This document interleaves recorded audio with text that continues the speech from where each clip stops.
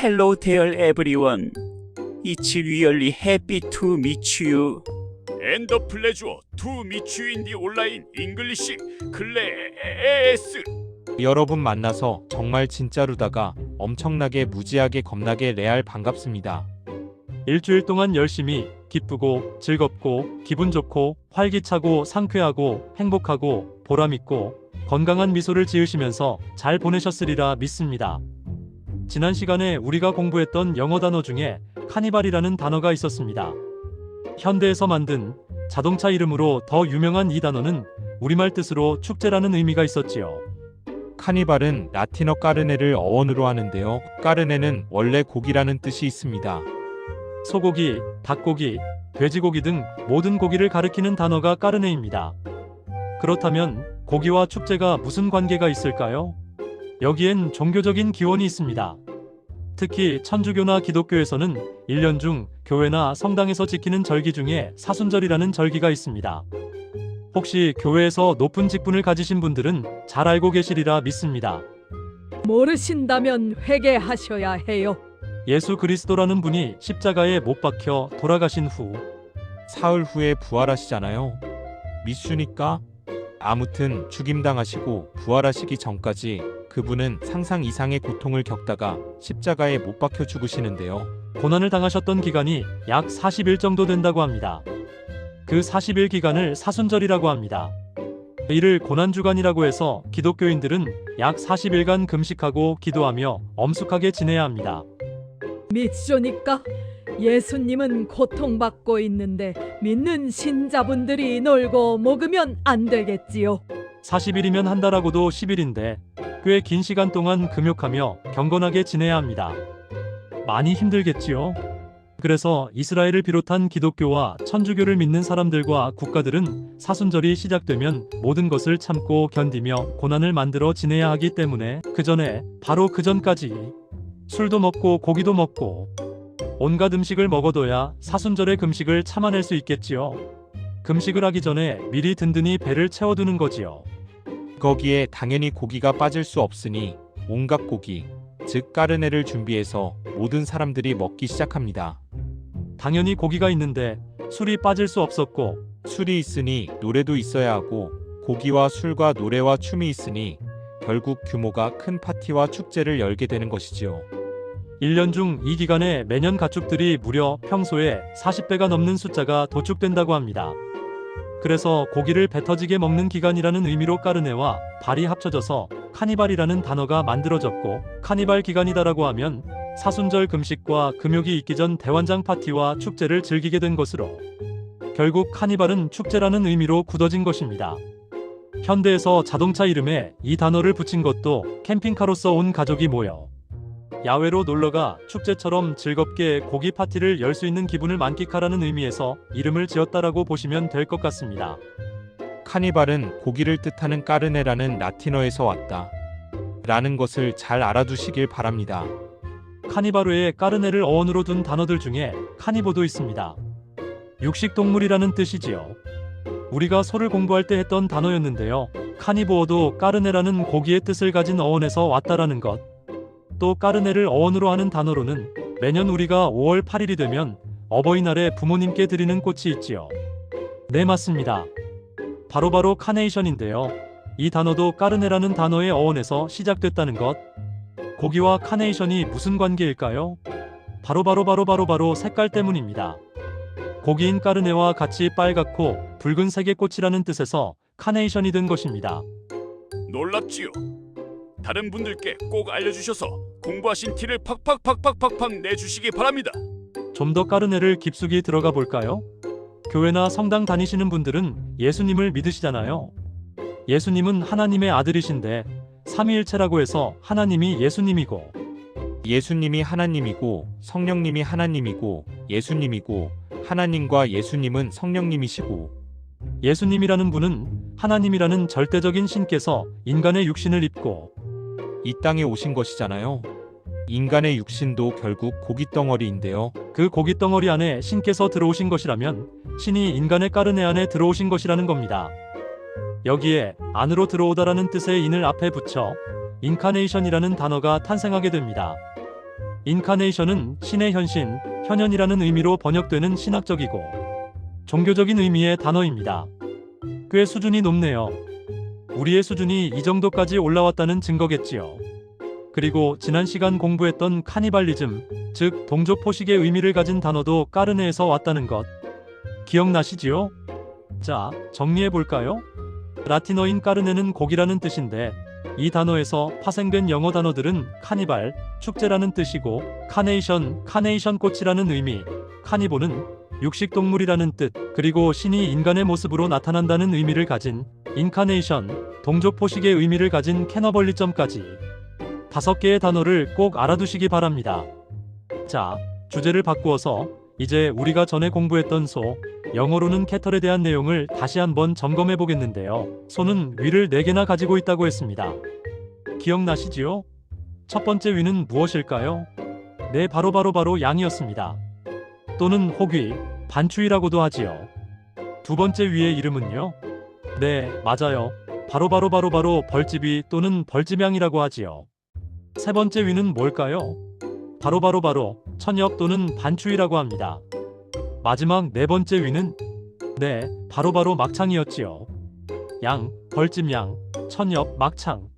소가 먹은 풀은 첫 번째와 두 번째 위를 거쳐 걸쭉한 모양의 덩어리로 만들어지고 이 덩어리가 다시 식도를 타고 입으로 올라가서 되새김질을 시작합니다. 여기서 소는 소화액이 가득한 침을 이 덩어리에 뿌려서 더 묽게 만들어 다시 삼키지요. 그럼 이제야 세 번째 위인 천엽으로 가서 막창을 지나 완전히 소화된 상태로 12지장과 소장을 거쳐 대장을 지나 항문으로 나와 대변을 배출하게 됩니다. 소는 소장이 짧고 대장과 맹장이 긴데 그 이유가 풀을 소화시키는 기능이 맹장과 대장에 있기 때문이라는 것. 사람은 반대지요. 소장이 길고 맹장은 퇴화되었고 대장은 짧지요. 따라서 인간은 풀보다 고기를 먹어야 하는 구조를 가지고 있다는 것을 알 수 있습니다. 자, 이렇게 4가지 위와 소장, 대장 등을 모두 합쳐 영어로 인테스틴이라고 한다는 것 기억나셨으면 정말 좋겠습니다요. 인테스틴은 내장, 창자, 장기의 의미를 가진 단어로 소장은 스몰 인테스틴, 대장은 라지 인테스틴이라고 한다는 것. 인테스틴만 알고 계시면 그다지 어렵지 않는 내장들의 영어 단어가 만들어진다는 것이지요. 소의 인테스틴과 돼지의 인테스틴은 거의 비슷하지만 다른데요. 소는 위가 4개이고 돼지는 되새김질을 하지 않아 위가 1개입니다. 다르지요? 그래서 소만 참 특이한 인테스틴을 가지고 있다는 것을 알 수 있습니다. 그렇다면 인간의 인테스틴과 가장 비슷한 동물은 무엇일까요? 인간과 비슷한 원숭이나 침팬지가 아닐까요? 네, 아닙니다. 놀랍게도 원숭이와 침팬지는 외모나 지능이 인간과 거의 비슷하지만 내장은 다르다는 사실. 이건 정말 굉장히 중요한 내용인데요. 왜 그러느냐 하면 바로 장기 이식과 관련이 있기 때문입니다. 장기 이식은 신체 조직이나 장기를 원래 있던 곳에서 다른 곳으로 옮기는 것을 말합니다. 신체 조직이나 장기가 망가지거나 병에 걸려 쓰지 못하게 되었을 때 쓰며 조직이나 장기를 옮겨 붙이는 일이니만큼 수술이나 시술이 꼭 필요하지요. 보통 장기 이식이라고 하면 콩팥, 눈 같은 기관의 이식을 떠올리지만 다른 내장 부위들, 즉 심장, 신장, 간, 췌장, 피부, 각막, 폐 등의 이식도 가능합니다. 화상을 입은 곳에 피부 이식을 하는 등 골수 이식의 경우에도 이 이식으로 칩니다. 자, 여기서 우선 이식을 영어로 알아두자고요. 영어 공부 시간이니깐요. 이식은 영어로 트랜스플랜테이션이라고 합니다. 좀 길어서 당황하셨지요? 두 단어가 하나로 합쳐져서 그렇습니다. 앞에 단어인 트랜즈와 플랜테이션이 합쳐진 건데요. 트랜즈라는 단어는 옮기다, 건네다, 나르다라는 뜻의 접두어입니다. 아마도 이 단어를 접하셨다면 트랜스젠더를 가장 많이 들으셨을 텐데요. 트랜스젠더는 태어날 때 지정된 성별과 스스로 인식하는 성별 정체성이 다른 사람을 포괄적으로 일컫는 말이지요. 남자로 태어났는데 자신이 여자처럼 느껴져서 생각과 행동이 여성처럼 되고 남잔데 남자를 좋아하거나 사랑하게 되는 거지요. 남자가 남자를 좋아하는 사람들을 게이라고 하지요. 반대로 여자로 태어났는데 남자처럼 행동하거나 생각하는 경우도 있는데요. 여자인데 여자를 좋아하거나 사랑하는 사람들은 레즈비언이라고 합니다. 쟤 게이냐? 라고 하면 남자가 여자를 싫어하고 남자를 좋아하느냐는 뜻이고요. 쟤 레즈비언이냐? 라고 하면 여자가 여자를 좋아하는 뜻이 됩니다. 이 사람들은 사회적으로 성적 소수자라고 해서 영어로는 퀴어라고 합니다. 퀴어는 성소수자를 포괄하는 용어이며 원래는 이상한, 기묘한이라는 뜻을 가진 영어 단어입니다. 현재는 레즈비언, 게이, 양성애자, 트랜스젠더 등 다양한 성소수자를 모두 지칭하거나 성소수자 문화, 영화, 축제 등을 뜻하는 용어로 폭넓게 사용됩니다. 퀴어를 알고 계셔야 하는 이유는 우리나라에서 매년 퀴어 축제가 열리기 때문입니다. 서울 퀴어 축제나 광주 퀴어 축제, 퀴어 문화 축제라는 플랜카드나 광고지, 뉴스를 보시게 되면 성소수자들이 모여 축제를 하는구나라고 이해하실 수 있으시면 됩니다. 좀 더 자세한 내용은 나중에 우리가 문화에 관련된 주제로 영어 공부를 할 때 다시 제대로 정리해 보셨으면 합니다.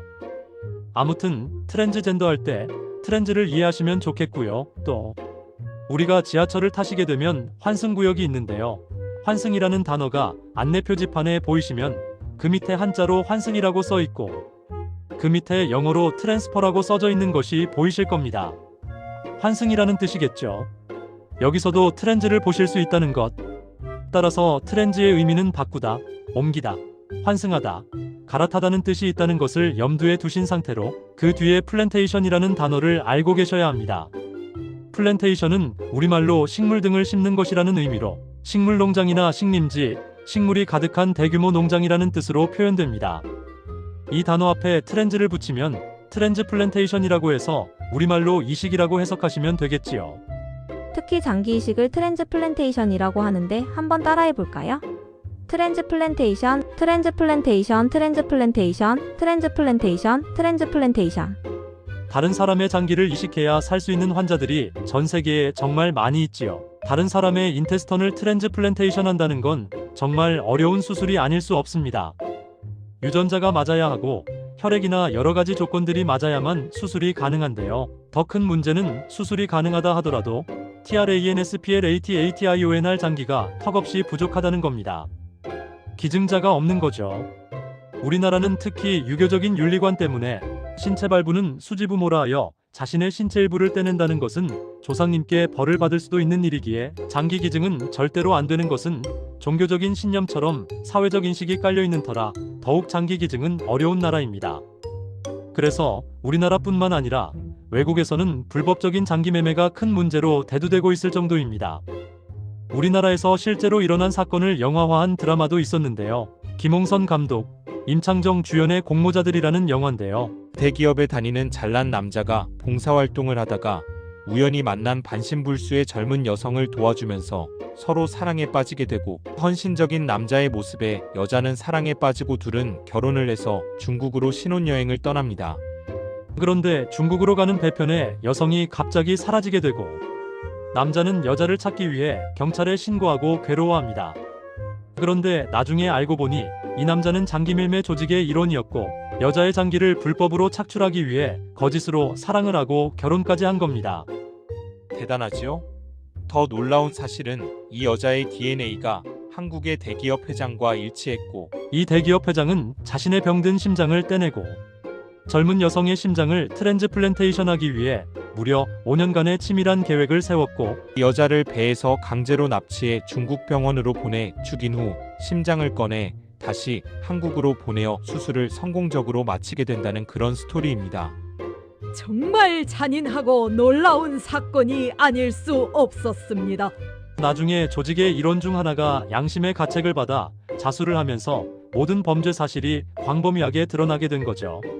이처럼 TRANSPLANTATION은 정말 어렵고도 힘들며 성사되기 불가능한 수술이라고 할 수 있습니다. 장기 기증을 기다리는 환자만 국내에 수천만 명이라고 하는데요. 2025년 6월 기준으로 장기 이식 대기자는 약 4만 6천 명 이상이며 평균 대기 기간은 약 4년 정도라고 합니다. 안타깝게도 매일 9명가량이 장기 이식을 받지 못하고 대기 중에 사망하고 있으며 이는 매년 3천 명에 이르는 숫자입니다. 그래서 나온 대안이 바로 다른 동물에서 장기를 이식해오는 겁니다. 인간의 장기와 가장 비슷한 동물. 그게 바로 스와인인 돼지라는 겁니다. 뚜두두둥! 첫 번째 동영상은 여기서 정리하시고 본격적인 핵심 내용은 두 번째 동영상에서 설명드리겠습니다. 두 번째 동영상을 꼭 시청해 주세요.